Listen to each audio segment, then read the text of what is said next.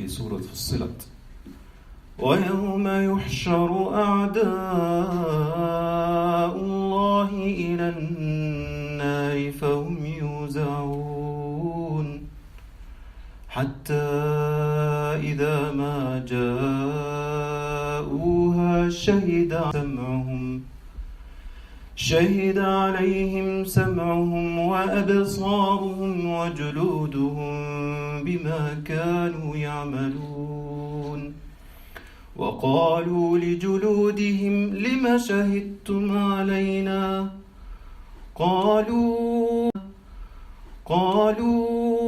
أنطقنا الله الذي أنطق كل شيء وهو خلقكم أول مرة وإليه ترجعون.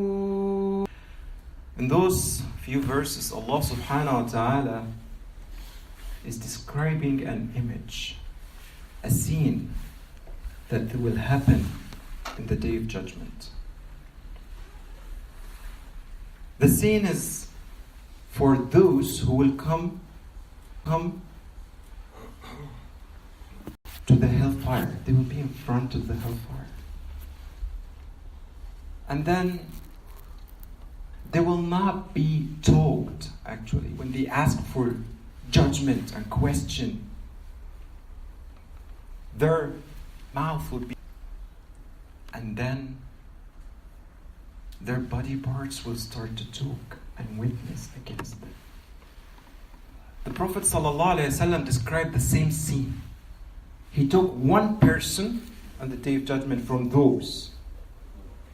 When he said to Allah subhanahu wa ta'ala is trying to debate, argue, he wants to avoid entering the hellfire. It's not an easy thing. So he said, maybe I can argue. Maybe I have the right argument. So he stand in front of Allah subhanahu wa ta'ala. Oh Allah, you said that you will be fair. And I will not accept any witness but myself. Allah granted them this. And then his mouth being sealed. And he was shocked, surprised, that his ear, that he was listening to things for his ear to enjoy, started to witness against him. That his eyes, that he was looking for haram to let them to enjoy, are witnessing against him. And the worst part, his skin. And the skin covers every other part of your body. The word skin, gulud, that means every part of their body will witness against them. And then the seal removed from his mouth. And he looked to his body and said, and the verse said, juludu. They picked the skin. And they looked at their skin and start to argue and debate with their skin, with their body. Their body that skin with their body. Their body that was attached to them for their entire life. Do you have anyone closer to you than your skin? No. What will be your feeling when you find something that you protected all this life? When you cover your body from the cold, you're protecting your skin that attached to you. When you cover it from the heat or the rain, you're protecting your skin. This guy in the hadith looked at his skin and said, Uffin lak, woe to you. I was arguing for you. Isn't you that will be tortured in the hellfire? Who's going to feel the torture in the hellfire? The skin. Yet, they wept. Subhanallah. And this verse is saying it beautifully. وَقَالُوا لِجُلُودِهِمْ. And they looked into their julud, their skin. And it's in Jama, skins. Everybody on their parts, they looked at their body. And they said, and you feel that this regret, this sorrow. You know when you have someone as your friend and you felt the trust to him for years, and suddenly they betray you, they push you in something bad, you look at him, why? Why would you do that? I trusted you, I protected you, even I was arguing for you. Why? They looked at their skin and said, why? Why did you witness against us? He didn't say against me. Actually, against us. They said we don't have anything. They said, Allah made us talk. And He made everything to talk. He made us talk. He can make our skills to talk. And He is the one made everything to talk. أنطق كل شيء. And He created you in the first place. He can do anything with you. And you will be returned to Him. Then Allah says the following verse. وَمَا كُنْتُمْ تَسْتَتِرُونَ. تَسْتَتِرُونَ, that means it. وَمَا كُنْتُمْ تَسْتَتِرُونَ أَنْ يَشْهَدَ عَلَيْكُمْ سَمْعُكُمْ وَلَا أَبْصَارُكُمْ. You are not hiding from your skin, from your eyes, from your ears. When someone's doing a sin, can you hide from your skin? Can you leave your eyes home so you can look at the haram so they do not witness against you? You can't. So the verse says you were not hiding, which is something you can't do. If you know that they will witness against you, why would you commit the sin? If you even think that it's not going to be written, but there's something witness against you, you can't argue against that. وَمَا كُنْتُمْ تَسْتَتِرُونَ أَنْ يَشْهَدَ عَلَيْكُمْ سَمْعُكُمْ وَلَا أَبْصَارُكُمْ وَلَا جُلُودُكُمْ. And then after that few verses, fast forward, that Allah subhanahu wa ta'ala said that those after that one, they will be thrown in the hellfire for eternity. What there will be the reward? In this life, when you have a calamity or something hard, Allah asks us to be patient. And when you be patient, what's the reward? Either the Jannah and the hereafter, or both. Jannah and then the calamity will be gone. Everything will end in this life. Everything has an end. Even the calamities. If you have a calamities, one day it will go away and you might have a better life. And even if you have a calamity that stays until your life, the life is still limited. It will end one day and you will enter Jannah if you have sabr. So if you have patience, you will be at the end in the Jannah. So you always have this word, if I have patience, become patient for you years, at the end I will get the reward of Jannah, paradise for eternity. Those, it's weird. Allah subhanahu wa ta'ala said, فَإِن يَصْبِرُوا, if they are patient on this torturing, in the hellfire, فَالنَّارُ مَثْوًى لَهُمْ, then the reward that they will stay more in the hellfire. So either they are patient, they will be staying more in the hellfire. وَإِن يَسْتَعْتِبُوا, and if another chance, Allah didn't say they will not get the other chance. Allah subhanahu wa ta'ala says something that makes them regret more, add to their torture. He said they will not be among those who has been excused and saved. Subhanallah. That means the verse is giving you the image that there are huge amount of people that being excused, but they will not be among those. They will not be even listened to them. In another verse, when they said to Malik, which is the guard of the gate of Jahannam, they asked him, "Oh Malik, ask Allah to just reduce the torture for one day. We're tired." And then Allah responds to them, "You are there for eternity. You're not getting eternity. You're not getting even the one day." And for more torturing, the gate it will be open something to see the enjoyment of those in paradise. To add to their torturing, they look at them and they tell them, "Give us a sip of water of it you have, or anything that you're enjoying." And then they will repeat to them, they will reply, "Allah made it forbidden for you. You'll stay in this torture forever." Allah subhanahu wa ta'ala said, وَقَيَّضْنَا لَهُمْ قُرَنَاءَ. That Allah subhanahu wa ta'ala will make those that we will be with you all the time, to make things beautiful in your eye, to make things that you do are okay. They're from jinn, they're from ins. Whatever that makes you feel your heedlessness, your ghafla is okay. Your being away from Allah subhanahu wa ta'ala is okay. They will make everything that you do, even if it's wrong, looks beautiful in your eye. Looks desirable to you.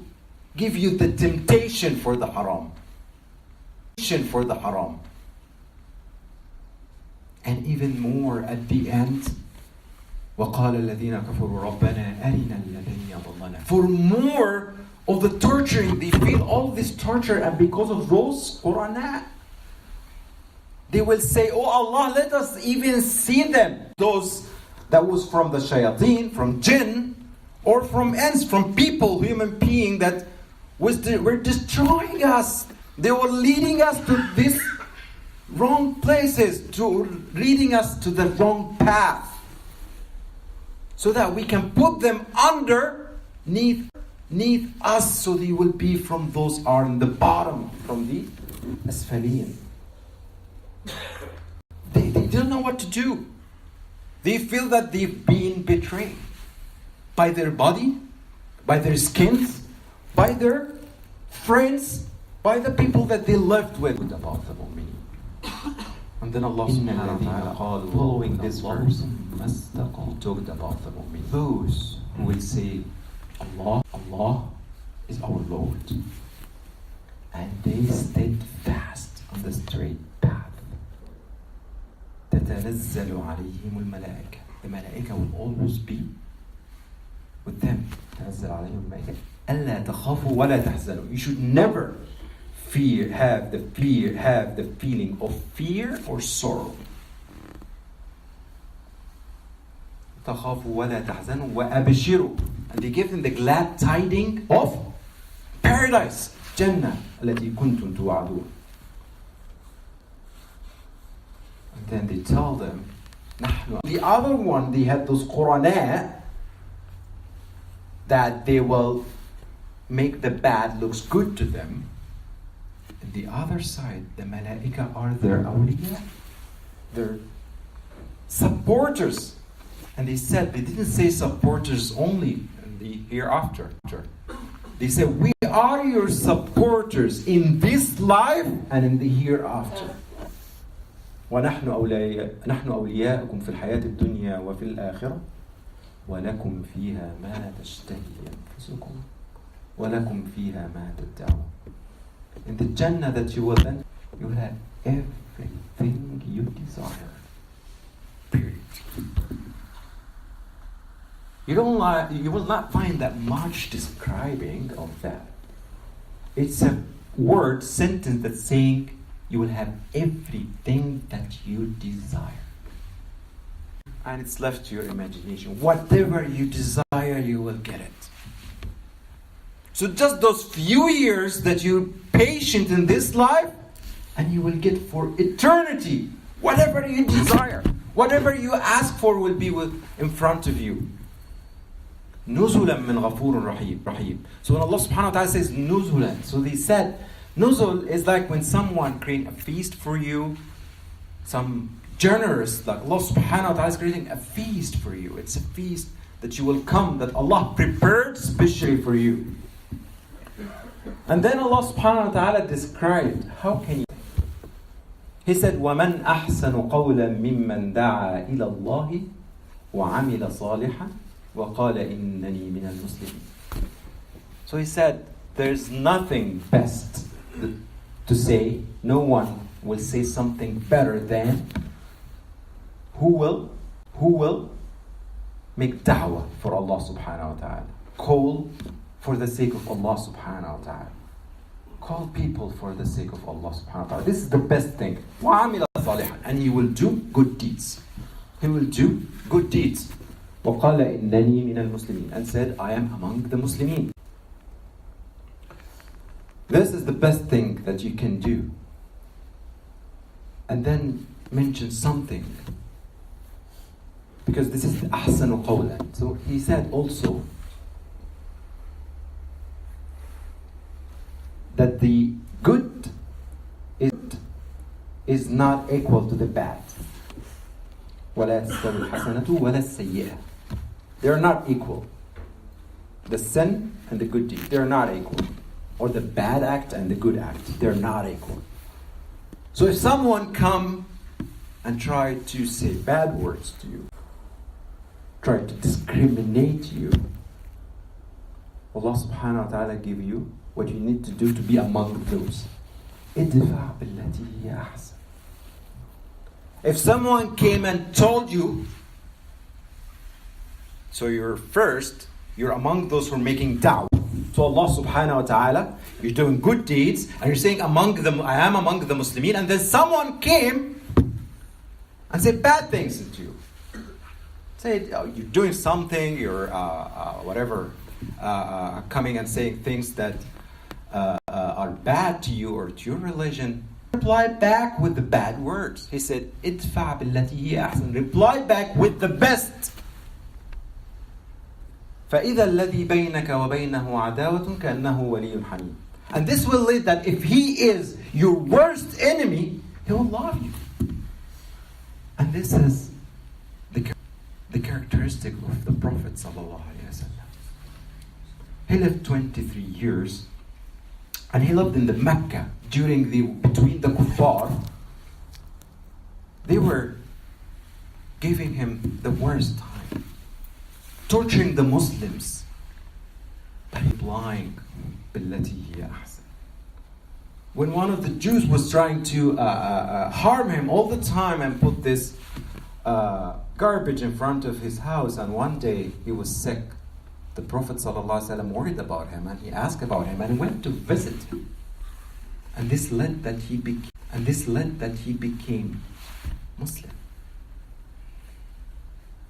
The guy that went and grabbed him and heard the Prophet ﷺ, when he replied back with بالتي هي أحسن, he became Muslim. This is how you attract people. Not to reply with the bad with bad. And then Allah subhanahu wa ta'ala said at the end, the prescription to get all of that, which I'll say on the end of the verses, the prescription, how can you get all of that?